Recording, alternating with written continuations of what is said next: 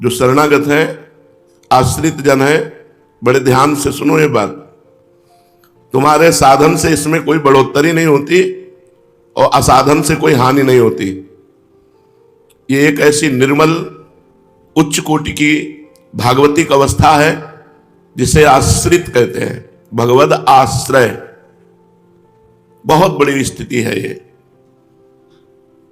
बड़े से बड़े भयंकर दुख और परिस्थिति में भी स्थिति जागृत रहती है, आश्रय। प्रश्न उठता है कैसे लिया जाए, ऐसा आश्रय कैसे हो? तो ये परिस्थिति दी जाती है। भगवान कृपा करके जीव को ऐसी परिस्थिति देते हैं कि उसको एक ही रास्ता रह जाता है, भगवान का आश्रय। ये बड़े भाग्यशालियों को मिलती है। परिस्थिति में हो सकता है असाध्य रोग, भयंकर पीड़ा, समाज का तिरस्कार, या शरीर की ऐसी अवस्था, व्यवहार की ऐसी अवस्था कि अब तो बस जाना ही है, अब दूसरा कोई मार्ग नहीं रह गया, भगवान का आश्रय। खड़वांग जी ने जब ये जाना कि हमारी आयु 48 मिनट रह गई है, 2 घड़ी, 1 घड़ी 24 मिनट को कहते हैं, 48 मिनट तो बहुत होते हैं भगवत प्राप्ति के लिए। 48 मिनट तो बहुत होते हैं। तत्काल मन का, चित्त का, बुद्धि का जो आश्रय है, अभी तक आश्रय माया है, शरीर है, धन है, भोग है, ये सब आश्रय है। जब ऐसी परिस्थिति आती है, कहीं कोई आश्रय दिखाई नहीं देता, तब एक भगवद आश्रय। वो जैसे तितिक्षु ब्राह्मण की कथा 11 स्कंद में है, उसका धन नष्ट हो गया, शरीर बूढ़ा हो गया, पारिवारिक लोगों ने त्याग कर दिया, उसने विचार किया मेरा क्या, अब भगवान के सिवा मेरा कोई नहीं। ये जो आश्रय है ये बहुत दुर्लभ वस्तु है। साधना दुर्लभ वस्तु नहीं है, आश्रय दुर्लभ वस्तु है। इस आश्रय का जब ज्ञान भगवान करा देते हैं और इसकी स्थिति हो जाती है, तो हर परिस्थिति में परमानंद का अनुभव होता रहता है। मृत्यु की तैयारी भगवद आश्रय। खड़वांग जी ने मन बुद्धि चित्त का जो आश्रय दाता है, ठीक वहीं अपने संपूर्ण ज्ञान को समेट कर लगा दिया और 48 मिनट में परब्रह्म परमात्मा की प्राप्ति कर ली। अपने पास तो हो सकता है शाम मिल जाए, काफी समय है। यदि हम आश्रय ले लें अंदर से भगवान का, प्रियाजू का, बहुत जल्दी काम बन जाए। सब शास्त्रों में आश्रय को गुप्त करके बताया गया है, साधनों को प्रकट करके बताया गया है।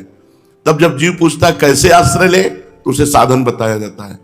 साधन से बहुत काल के बाद आश्रय धीरे धीरे जागृत होता है, वो भी जब हर साधन उसका निष्फल हो जाता है और वो ऐसी परिस्थिति में आता है, अब क्या होगा? तब फिर आश्रय तत्व का रास्ता उसे भगवान देते हैं। हम जो कह रहे हैं शायद कोई समझ पावे, हृदय की बात है। आश्रित हो जाओ, भगवत आश्रित। कोई अपने जीवन की कमी देखकर भगवान से प्रश्न मत करो। भजन हो रहा है तो हम प्रियाजू के, भजन नहीं हो रहा तो हम किसी पड़ोसी के हो गए क्या? प्रियाजू के ही हैं। रात न प्रभु चित चूक किए की, करत सुरत सैबार है की। हमारे प्रभु का स्वभाव है कि लाखों चूक हो जाए वो देखते नहीं है, वो देखते हैं हृदय की बात। इसने मेरा आश्रय लिया है। सही बात समझ लो कि जो अध्यात्म की दिव्यता है वो भगवान के आश्रय से जागृत होती है। जो स्थितियां हैं वो भगवान के आश्रय से जागृत होती है। जो समय हमारा कट रहा है वो भगवत चिंतन परायण, भगवत लीला गुणगान, भगवत लीला श्रवण, भगवत सेवा। लेकिन भरोसा हमें इनका नहीं है। क्यों? क्योंकि शरीर की ऐसी भी परिस्थिति आती है कि हमारा भगवत चिंतन नहीं होगा। आप लोगों के जीवन में है कि नहीं वो पता नहीं, अपनी बात कह रहा हूं। इतनी भयंकर विपरीत परिस्थिति, एक एक नस दर्द कर रही, क्या क्या तुम्हें बताए। और उस स्थिति में आश्रय तत्व परम शीतल आश्रयामी, वो एकदम अलग, जैसे आग उस मकान में लगी है और आप इसल कूलर लगा हुआ, आप एकदम ऐसे कमरे में बैठे हैं, ऐसे आश्रयदाता रखते हैं। संपूर्ण शरीर के, संसार के सुख दुख ये ऐसे हैं जैसे पड़ोसी के घर में आग लगी है, हम अपने घर में एसी में बैठे हैं, ऐसे है आश्रय। कलंक है अपने को आश्रित के लायक बनाने की भावना रखना, क्योंकि अपने में सामर्थ्य है ना, तो आश्रय किसका लिया। हम लायक बन करके कभी, और वो कभी ऐसे बोले भी नहीं कहीं। अपिचेत सुदुराचारो भजते माम अनन्य भाग साधुर्य समन्तव्या सम्यक व्यवसिता। ऐसा चाहे जितना बड़ा दुराचारी रहा हो, सम्यक रूप से जिसने विचार लिया कि अब मेरा कल्याण, मेरा परम मंगल केवल भगवान से ही होगा, और अंदर से आश्रित हो गया, ये बहुत बड़ी बात है। साधन में त्रुटि, साधन में कमी, आश्रय पक्का, भगवत प्राप्ति पक्की। आश्रय में कमी, आश्रय में त्रुटि, साधन बहुत बढ़िया, जन्म जन्म लगेंगे। समझ लो, क्योंकि आश्रय ही सर्वोपरि है। हम हृदय की अपनी बात कह रहे हैं। ऐसी परिस्थिति आएगी कि शरीर से ठाकुर सेवा नहीं बन पाएगी, ऐसी परिस्थिति आएगी कि कान से सुनाई नहीं देगा भगवत कथा, ऐसी परिस्थिति आएगी जबान से बोल नहीं सकते, ऐसी परिस्थिति आएगी कि होश नहीं रहेगा। अब कौन सा काम आपका भगवत प्राप्ति कराएगा? कोई शुद्ध नहीं। और उस समय मृत्यु होती है तो जहां हमारी चिंतन वृत्ति बेहोश हुई वही परिणाम मिलेगा। लेकिन जो आश्रित है उस समय वो आश्रयदाता, उसके हृदय में स्फूर्ति होता है, स्फुरण होता है उसका, वो स्वयं प्रकाशित हो जाता है और अंतिम चित्तवृत्ति घूमकर उस आश्रयदाता पे आती है और वो भगवान को प्राप्त हो जाता है। इसलिए यह गुण साधन ते नहीं होई, तुम्हारी कृपा पाव कोई कोई। निहाल कर दिया भगवान ने, आश्रय देकर निहाल कर दिया। आश्रय देकर हमने आश्रय लिया, यह भी कमजोर बात है, क्योंकि हम तो ऐसे ढुलमुल स्वभाव के हैं कि आज कहते हैं भगवान का आश्रय लिया, मन कहीं धन का आश्रय ले ले, कहीं तन का आश्रय ले ले, कहीं जन का आश्रय ले ले। हमारा भरोसा नहीं कि हमने आपका आश्रय लिया है, आपने हमें आश्रय दिया है, ये बात आपको समझनी। आपने हम जैसे को, हम जैसे भी हैं, हमने दावा नहीं पेश किया था कि आश्रय दे दो, हम आश्रय के लायक हैं। आपने आश्रय दिया है, बस आपने आश्रय दिया है, इस भरोसे से मैं बिल्कुल निश्चिंत हूं। निर्विकार भाव है कि हमें आपकी प्राप्ति होगी, क्योंकि आपने हमें आश्रय दिया है। इतने लोग बैठे हैं, इनमें से बताओ कि आपने आश्रय लिया है या प्रभु ने आश्रय दिया है? तो आपके हृदय में एक बात है कि प्रभु ने आश्रय दिया है। मैं कहां इस लायक था? और जिनको लायक लग रहा हो तो कुछ दिनों में देख लेना तुम लायक हो क्या, क्योंकि अपना पूरा जीवन यही है। 10-20 वर्ष का तो अनुभव है नहीं, पूरे जीवन का अनुभव कह रहे हैं। अगर तुम्हें योग्यता लग रही हो कि मैं कुछ योग्य हूं, तो कुछ ही दिनों में देख लेना, पूरा पोंछा लगा मिलेगा तुम किसके योग्य हो। बिल्कुल क्लियर बात कह रहा हूं इस समय जो कह रहा हूं। तुम्हें अगर लग रहा हो कि मैं किसी योग्य हूं, तो तुम्हें उत्तर मिल जाएगा, माया उत्तर दे देगी कि तुम किसी योग्य नहीं हो। जय हो आश्रयदाता की। तो अब क्या चिंता करना, जब मैं किसी योग्य नहीं था तब तो आश्रय दिया, अब तो एक योग्यता आ गई है कि मैं आपके आश्रित हो रहा हूं, ये अंदर से आ गया है। आपने आश्रय दिया और इधर भी आ गया कि मैं आपके आश्रित हूं, अब तो बहुत बड़ी बात बन गई। भगवान के आश्रित हो जाने मात्र से समस्त दोष होते हुए भी वो भगवत प्राप्त हो जाता है। इसलिए सुनो, खूब साधन करो, खूब नाम जप करो, लेकिन भरोसा प्रभु का रखो। पता नहीं कैसी स्थिति हो कि हम नाम जप भी न कर पाए, हम पुकार भी ना पावे। बड़ी विचित्र शरीर की स्थितियां होती हैं। कई कई दिन ऑक्सीजन में लोग पड़े रहते हैं बेहोश। उस समय हम क्या भजन कर पाएंगे? उस समय आश्रय तत्व काम करता है। जिसका आश्रय लिया है, जिसने आश्रय दिया है, वही उस जीव का स्मरण बनता है और वही उसको परम पद की प्राप्ति कराता है। इसलिए सबसे प्रार्थना है, ये विनाशी शरीर है, कब घटना कौन सी घट जाए कुछ पता नहीं। पूर्व अभ्यास भजन का नहीं किया तो क्या भजन हो सकता है? नहीं। पूर्व अभ्यास, शास्त्र श्रवण, कथा वार्ता, तो आप क्या पढ़े पढ़े कथा सुनने का मन करेगा? वही दुख का चिंतन। अब गुदा द्वारा सिल दिया गया, साइड से मल निकल रहा है, कितना भयंकर कष्ट है। आश्रय प्रभु का है नहीं, क्योंकि जीवन भर खान पान, मौज मस्ती, रुपया पैसा, सरकारी नौकरी, सब व्यवस्था रही, तो आश्रय भोगों का रहा, भगवान का आश्रय। धन्य हो आप लोग जिनके हृदय में भगवत आश्रय जागृत हो गया है। आश्रय का मतलब समझ रहे हो? हम किसी साधन पक्ष में नहीं बोल रहे। आश्रय पक्ष अंदर की बात है, जबान से कहने की नहीं कि हमारे माई श्यामाजू को राज। ये अंदर की बात, अंदर है कि प्रियाजू परम शीतल आश्रयामी, मैं आपके चरणों की आश्रित हूं। मेरे बनाए ना बनेगी कोटि कल्प लो, आपके बनाए बनेगी पल पाव में। आप चाहें तो एक गिरे हुए इंसान को महात्मा बना दें, जिसे कोई यह भी नहीं कह सकता कि ये धर्म का भी जानता है क्या, वो धर्म का प्रवचन करने वाला बन सकता है। आप चाहें तो समस्त अवगुणों से युक्त होता हुआ भी वो समस्त सद्गुणों को प्रकाशित करने वाला बन जाए। मसकई करें बिरंची अज, अज ही मसकते ही। ब्रह्मा को मच्छर बना दे, मच्छर को ब्रह्मा बना दे। जो चेतन का जड़ करई, जड़ई करई चैतन्य, अस समर्थ रघुनाथ है, भजय जीवते धन्य। जो चेतन को जड़ कर दे, जड़ को चैतन्य कर दे, ब्रह्मा को मच्छर बना दे, मच्छर को ब्रह्मा बना दे, कर तुम अकर तुम अन्यथा कर तुम सर्व समर्थ, वो प्रभु है जिनका हमने आश्रय लिया है।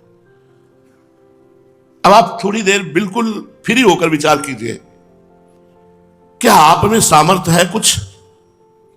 थोड़ी देर विचार, हमारे विचारों में विचार मिलाते हुए हम आपको विचार देते जा रहे हैं, उसमें आप मिलाते जाइए। एक रोम टूट के गिर पड़ा, क्या आप दोबारा उसको लगा सकते हैं? तो आपके सामर्थ्य बिल्कुल नहीं है।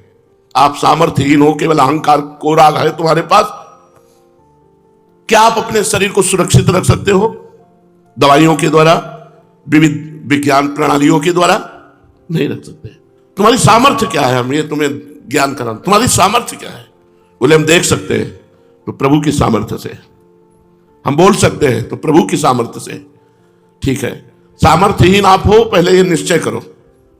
आप में सामर्थ्य कोई हो तो हमें बताओ, कोई सामर्थ्यवान हो तो हमें बताओ कि हमें सामर्थ्य है, तो हम आपको दिखाएं कि तुम सामर्थ्यहीन हो, तुम में बिल्कुल सामर्थ्य नहीं। तुम्हें जो सामर्थ्य है वो भगवान की सामर्थ्य है, वो आत्म तत्व की सामर्थ्य है। फिर हमारे अंदर जो ये राग है परमार्थ का भी, कि हम कुछ करके बनेंगे।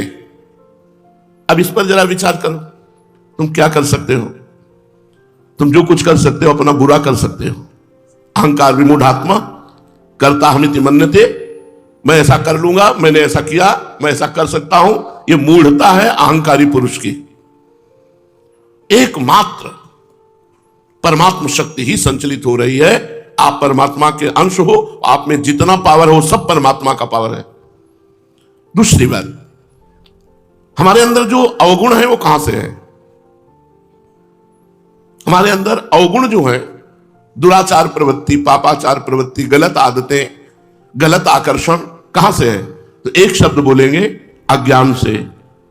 अज्ञान से, अज्ञान का ही नाम माया है, उसी का नाम अविद्या है, वही मोह है, वही अंधकार है। ये किसकी है? ये अज्ञान की वृत्ति, अविद्या, अस्मिता, ये माया, ये है किसकी? भगवान की। आकर्षण किसका? माया का। माया किसकी? भगवान की। तो आप में अब सामर्थ्य क्या रह गई?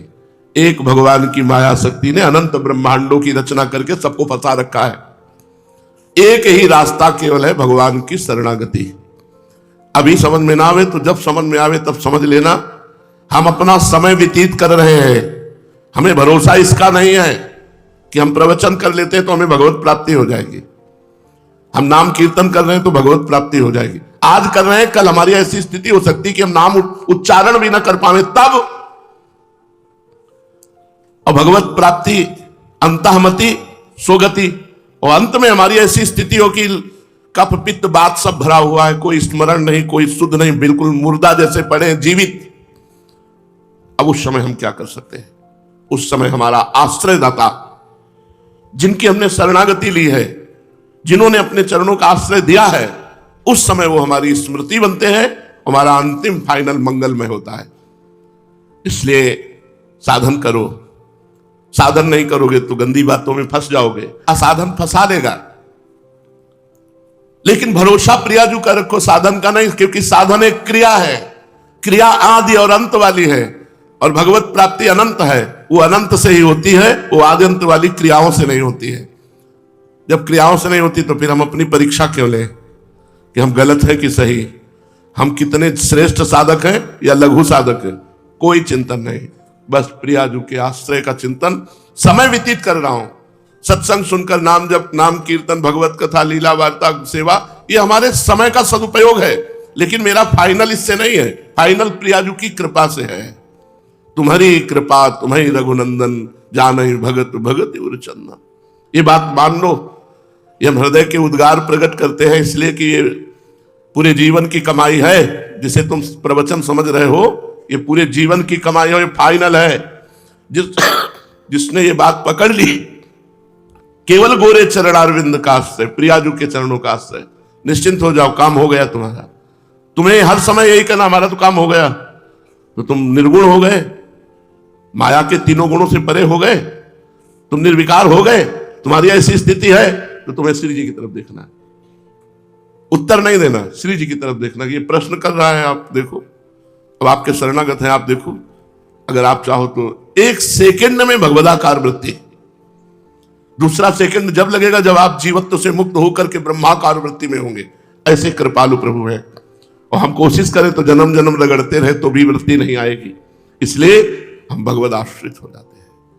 आश्रय सबसे बड़ा तत्व है, आश्रय सबसे बड़ा ठिकाना है, आश्रय सबसे बड़ा निर्भय, निश्चिंत, निशोक कर देने वाला है। आज अभी इसी क्षण निर्भय, निश्चिंत, निशोक हो सकते हो बिना साधन के, यदि भगवद आश्रय हृदय में आपके जागृत हो जाए। पर वो ऐसे होता नहीं है, वो होता परिस्थितियों में ही है। जब चारों तरफ से अंधकार होता है तब एक रास्ता दिखाई देता है, हरि शरणम हरि शरणम। नहीं, जीव का स्वभाव है कि छोटी छोटी वस्तुओं का आश्रय ले लेता है। भगवान के आश्रय की तो बात जाने दो, छोटी छोटी वस्तुओं का आश्रय लेकर परब्रह्म परमात्मा तत्व भगवान का आश्रय छोड़ देता है।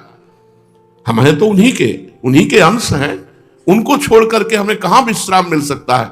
चराचर जगत भटकता हुआ, भागता हुआ चला जा रहा है, भूत बना हुआ, क्या लक्ष्य है कोई पता नहीं।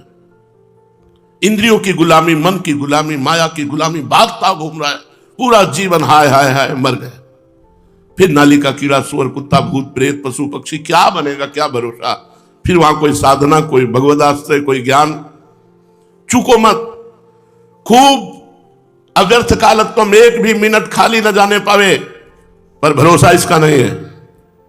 क्योंकि आज हमारा शरीर स्वस्थ है तो हम प्रयासरत हैं, कल ऐसी स्थिति नहीं रहेगी, कल ऐसी स्थिति नहीं रहेगी। और स्थिति परिस्थिति की गुलाम नहीं होती। आप ये भी ध्यान रखना, स्थिति परिस्थिति की गुलाम नहीं होती। कैसी भी परिस्थिति हो, जैसे राजा सिंहासन पर बैठा होता है, ऐसे स्थिति जागृत रहती है हर समय। चाहे जितना भयंकर कष्ट हो, भयंकर ऐसी परिस्थिति हो, उस समय स्थिति जागृत रहती है। जीवन भर कमाई किया, उसका फल मिला क्या? स्थिति। परिस्थितियों में भी अपनी स्थिति नाम डगमगाए, उसे स्थिति कहते हैं। भारी से भारी प्रतिकूल परिस्थिति, मृत्यु का सामने स्वरूप दिखाई दे रहा है, आप मुस्कुरा रहे हो। मैं दृष्टा हूं, साक्षी मात्र हूं, मैं शरीर नहीं हूं। ये स्थिति, प्रवचन नहीं, ये स्थिति है। हर कष्ट, हर दुख को दृष्टा भाव से जो है उस तत्व का अनुभव कर रहा है। ये आश्रय से मिलता है, ये पढ़ने लिखने से नहीं मिलता। नायम आत्मा प्रवचनेन लभ्या न मेधया न बहुना श्रुतेन। बहुत प्रवचन कर लेने से या बहुत प्रवचन सुन लेने से या बहुत बुद्धिमान होने से इस तत्व का बोध नहीं होता। ये भगवत कृपा से होता है। तुम्हारी कृपा, तुम्हें रघुनंदन। इसलिए अहंकार छोड़कर भगवान के आश्रित होकर खूब अव्यर्थ कालत्वम, इस शब्द पर ध्यान, एक भी मिनट खाली न जाने पावे। कभी नाम चल रहा है, कभी वाणी चल रही, कभी भगवत चर्चा सुन रहे हैं, कभी भगवत चर्चा कर रहे हैं, कभी भगवान की पर्सनल वार्ता कर रहे हैं, प्रभु से वार्ता कर रहे हैं। भगवान की वार्ता पर्सनल भगवान से कर रहे हैं। नाथ, आपका स्वभाव ऐसा है, आपका प्रभाव ऐसा है, प्रभु अब तो आपके भरोसे है, अब आप देख लीजिए। प्रभु से वार्ता की।